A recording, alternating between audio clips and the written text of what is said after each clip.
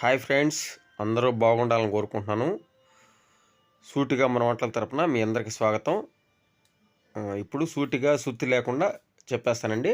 వచ్చేయండి మన ఛానల్లోకి, చూసేద్దాం. మీడియం సైజు 4 ఉల్లగడ్డలు తీసుకున్నానండి. అదే అండి, బంగాళదుంపలు అంటారు, కొందరు ఉల్లగడ్డలు అంటారు. నేనైతే మా ఏరియాలో ఉల్లగడ్డలు అంటారండి. 4 ఉల్లగడ్డలు తీసుకున్నాను. వీటిని పీల్ తీసేసి చిన్నగా కట్ చేసుకుందామండి.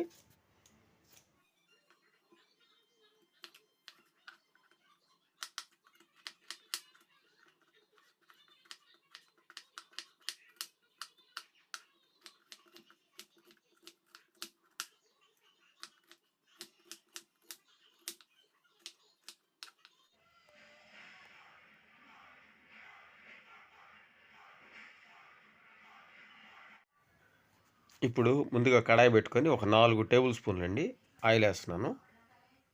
ఆయిల్ వేడెక్కిన తర్వాత ఒక 1/2 టేబుల్ స్పూన్ ఆవాలు, అదే క్వాంటిటీ జీలకర్ర వేసుకున్నానండి. చిటపట సౌండ్ వస్తుంది కదండి. ఇప్పుడు మనం కట్ చేసి పెట్టుకున్న బంగాళదుంపలు కూడా వేస్తామండి.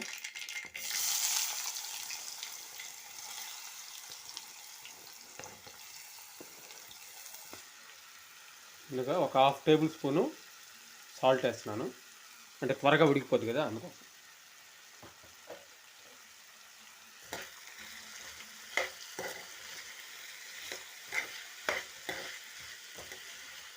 దీన్ని దగ్గర ఒక 10 మినిట్స్ అండి మధ్యలో కలిపెట్టుకుంటూ ఒక 10 మినిట్స్ సేపు సిమ్లో పెట్టుకొని, అంటే హైలో పెడితే కింద అడుగు మాడిపోతుంది. సిమ్లో పెట్టుకొని మధ్యలో ఒక 1 మినిట్ లేదంటే 2 మినిట్స్కి ఒకసారి ఇలా కలిపెట్టుకుంటూ ఉన్నాము.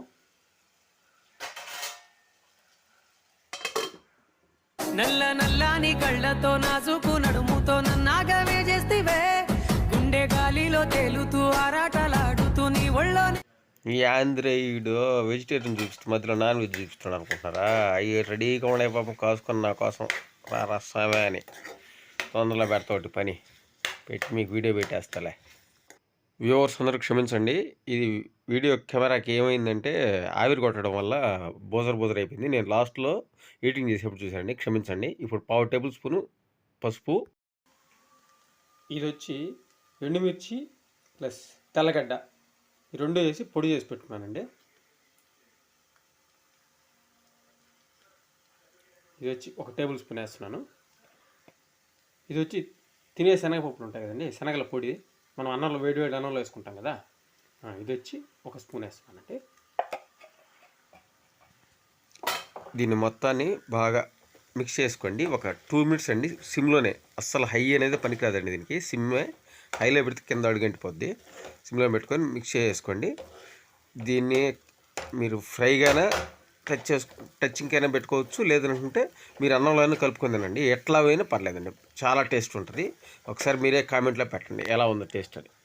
ఓకే అండి, నచ్చితే నా ఛానల్ సబ్స్క్రైబ్ చేసుకోండి, ఒక లైక్ ఇవ్వండి, మీ ఫ్రెండ్స్కి వాళ్ళకి షేర్ చేయండి ప్లీజ్. Thank you.